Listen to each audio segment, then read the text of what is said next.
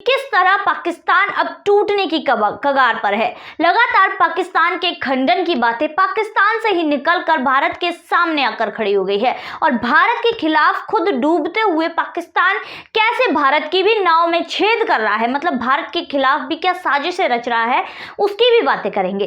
पाकिस्तान से खबरें लगातार आती रहती हैं, आपने सुनी ही होगी कि भाई पाकिस्तान की जो आर्थिक हालत है, माली हालत है, वो बहुत ही ज्यादा खराब है। पाकिस्तान को कोई भी कर्जा देने तक के लिए राजी नहीं है, क्योंकि वही पाकिस्तान है जो कर्जा लेने के टाइम पर तो पैरों में लंबी दंडवत लगा देता है, ढोक लगा देता है, पैरों में लंबा लेट जाता है, पर देने के नाम पर वही पाकिस्तान लोगों को आंखें दिखा देता है। तो भाई ऐसे व्यक्ति को कोई कर्जा देगा भी नहीं। तो पाकिस्तान को ना कर्जा मिल रहा है और हालत इतनी खराब है कि पाकिस्तान खून के आंसू रो रहा है। पाकिस्तान अपने घुटनों के बल इतना गिर चुका है कि अब दोबारा खड़ी होने की उसकी हिम्मत ही नहीं बची है। इस बीच एक और खबर पाकिस्तान से ही आ रही है कि पाकिस्तान में जो पाकिस्तान है उसके टूटने की खबरें आ रही है। लगातार बलूचिस्तान में अलग होने की कगार पर है, वहां अलग होने की बातें चल रही हैं। वहीं दूसरी तरफ खैबर पख्तूनख्वा पर टीटीपी और पख्तून लोग अपना अलग जो अधिकार है वो जमाने की कोशिश कर रहे हैं। पंजाब प्रांत, जो पाकिस्तान अधिकृत पंजाब प्रांत है, वहां की अलग अपनी अंदरूनी लड़ाई चल रही है। बचा गिलगित बाल्टिस्तान, तो गिलगित बाल्टिस्तान में तो ये सारे आंदोलन शुरू भी हो चुके हैं। लगातार भारत में विलय होने की वहां की जनता मांग कर रही है, क्योंकि उनको समझ आ गया है कि हमारा भविष्य पाकिस्तान के साथ बिल्कुल भी नहीं है। भारत जिस तरह तरक्की कर रहा है वही हमारा भविष्य है, हमारे बच्चों का भविष्य है। तो वहां के लोगों को ये चीजें समझ में आ गई हैं। लगातार वहां पर पाकिस्तान की आर्मी के हटने की मांग उठाई जा रही है। वहीं दूसरी तरफ पाकिस्तान पूरी तरह से दिवालिया होने की कगार पर आ चुका है। पाकिस्तान को कर्जा नहीं मिल रहा, पाकिस्तान के विदेशी मुद्रा भंडार में इतना भी पैसा नहीं है कि अपनी रोजमर्रा की चीजें भी वो खरीद सके, आयात कर सके।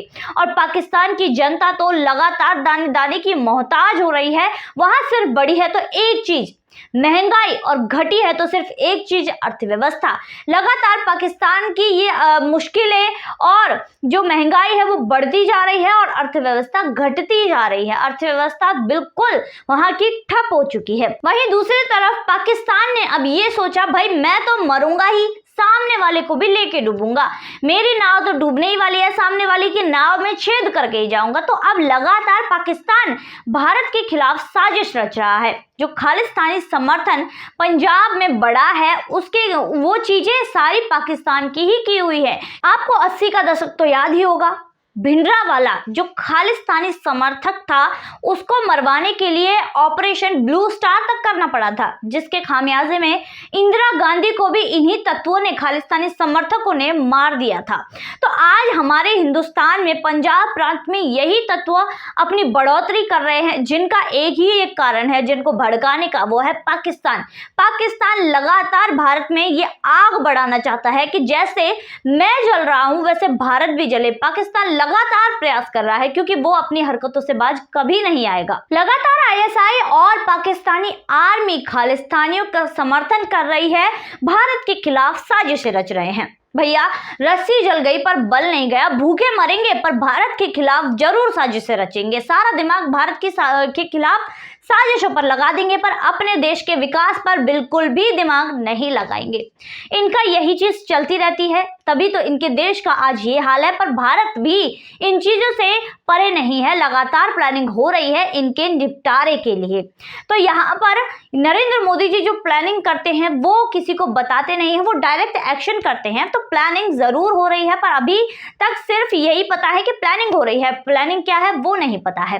वहीं दूसरी तरफ पाकिस्तान के ही एक संगठन के लीडर जिनका नाम है डॉक्टर अमजद अय्यूब मिर्जा, उनकी एक निजी चैनल के साथ बातचीत हो रही थी, जिसमें उन्होंने पाकिस्तान में किस तरह वो लोगों को जागरूक कर रहे हैं, भारत में विलय होने की बात कर रहे हैं और लगातार उनको जागरूक कर रहे हैं कि तुम भारत के ही मूल निवासी हो, पाकिस्तान ने तो बाद में जन्म लिया, पहले तुम हिंदुस्तानी हो। इस तरह की वो सारी चीजें हैं, लोगों को जागरूक कर रहे हैं और लगातार उनका जो सपोर्ट कर रहे हैं कि भारत में वो विलय हो जाए, इनके जो भी जगह है वो विलय हो जाए। तो उनके साथ बातचीत में बहुत सी अहम चीजें निकलकर सामने आई थी। तो इन्होंने बातचीत के दौरान बहुत से खुलासे किए। इन्होंने कहा कि हमने ये वार्निंग दे दी है कि भाई 22 अक्टूबर 2023 तक आप अपनी पाकिस्तानी सेना को वापस ले लीजिए, यहाँ से ये इलाके पाकिस्तानी सेना के द्वारा खाली करवा दीजिए, नहीं तो हम डायरेक्ट एक्शन करेंगे।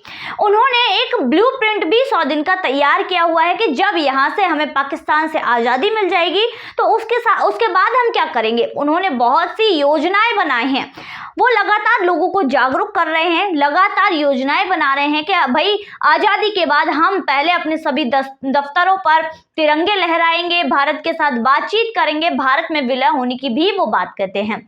उन्होंने यही कहा है कि हम भारत के मूल निवासी हैं। वो लोगों को जागरूक करते हैं कि हम भारत के मूल निवासी हैं, हम पर जबरन कब्जा किया जा रहा है। जो हिंदुस्तान के अधिकृत जम्मू कश्मीर है उसको देखिए और हमें देखिए, वहाँ कितनी लगातार विकास हो रहा है, डेवलपमेंट हो रहा है, वहाँ के लोगों को रोजगार मिल रहा है और हम यहाँ भूखे मर रहे हैं। लगातार वो लोगों को इसी बारे में जागरूक कर रहे हैं कि भारत और पाकिस्तान में जमीन आसमान का फर्क हो गया है, जबकि दोनों ने एक साथ ही चलना शुरू किया था, दोनों ने आज़ादी एक साथ पाई थी, पर फिर भी पाकिस्तान कितना नीचे रह गया और भारत जो अर्थव्यवस्था और डेवलपमेंट के मामले में भारत का ग्राफ कितना ऊपर चला गया है। तो हमें ये सारी चीजें सोचनी चाहिए कि हमें कहाँ रहना है, क्योंकि हम मूल निवासी तो हिंदुस्तान के ही हैं। सिर्फ यही नहीं, डॉक्टर अमजद मिर्जा ने ये भी बताया कि उन्हें पाकिस्तान में भारत के रॉ का एजेंट माना जाता है, तो इस पर वो फख्र करते हैं। उन्होंने ये भी कहा कि भाई इस पर तो मुझे बहुत ही गर्व है, फख्र है, क्योंकि मैं एक हिंदुस्तानी हूँ, मुझे फख्र है कि मुझे रॉ का एजेंट माना जा रहा है। वहीं दूसरी तरफ हम भारत में विलय हो जाएंगे तो मेरे लिए और भी आसानी हो जाएगी कि मैं रॉक में काम भी करूंगा, मुझे जॉब भी पहले से ही मिल रही है और उसमें मैं अपना ये सारी चीजें भी करता रहूंगा, अपने देश के लिए सेवा भी करता रहूंगा। तो ये सारी चीजें कही। उन्होंने ये भी कहा कि महाराजा गुलाब सिंह ने जम्मू कश्मीर की रियासत को 16 मार्च 1846 में बसाया था। अब जब जम्मू कश्मीर के मुसलमानों को, पाकिस्तान के जो जम्मू कश्मीर अधिकृत मुसलमानों को वो रियासत मंजूर थी, तो वहां के हिंदू मंजूर क्यों नहीं थे? क्यों उनके बच्चों के फैसले मंजूर क्यों नहीं थे? क्योंकि राजा हरि सिंह ने भारत में विलय कर दिया था। आज़ादी के बाद जब सारे राज्य भारत में विलय हुए थे तो राजा हरि सिंह ने भी अपने जम्मू कश्मीर को भारत में विलय कर दिया था, जो कि सरदार वल्लभ भाई पटेल ने करवाया था। उन्होंने ही सारी रियासतों के राजा को, जो अलग अलग रियासतें थी, उनको मनाया, उनसे बातचीत की, जिसके बाद सभी रियासतें भारत में विलय हुई। तो इसका श्रेय सरदार वल्लभ भाई पटेल को ही जाता है। तो यहाँ पर उन्होंने कहा कि जब आपको जम्मू कश्मीर की रियासत मंजूर है तो वहां के हिंदू क्यों नहीं? तो ये सारी चीजें हैं, ये निकल कर सामने आ गई हैं। अब दूसरी तरफ यहाँ पर लगातार पाकिस्तान है जो भारत के खिलाफ साजिशें रच रहा है, भारत में खालिस्तानी समर्थन को बढ़ा रहा है, खालिस्तानी समर्थन लगातार बढ़ रहा है, भारत में जो ये अराजकता पैदा करने की कोशिश कर रहे हैं। अब सवाल ये है, क्या नरेंद्र मोदी जी इन पर डायरेक्ट एक्शन लेंगे? क्या 2024 के चुनाव से पहले इन पर एक्शन लिया जाएगा? और जो ये सारी जगह हैं जहां पर ये पाकिस्तान में ये सारे नारे लग रहे हैं, लोग प्रदर्शन कर रहे हैं, भारत में विलय होने की मांग कर रहे हैं, क्या नरेंद्र मोदी जी 2024 के चुनाव से पहले इन्हें भारत में विलय कर देंगे या फिर से वो सरप्राइज देंगे, जैसे कि हमेशा जनता को वो सरप्राइज देते रहते हैं? जैसे कि उन्होंने नोटबंदी की, धारा 370 भी हटाई, दोबारा जब वो सत्ता में आए थे, दोबारा प्रधानमंत्री बने थे, उसके 2-2.5 महीने के अंदर ही कश्मीर से धारा 370 हटा दी थी और आज वहां का डेवलपमेंट कहाँ है ये सभी को पता है। इसके अलावा डॉक्टर अमजद ये भी कहते हैं कि कोई भी देश कौम के नाम पर नहीं बनता, अगर बनता तो बांग्लादेश अलग नहीं होता।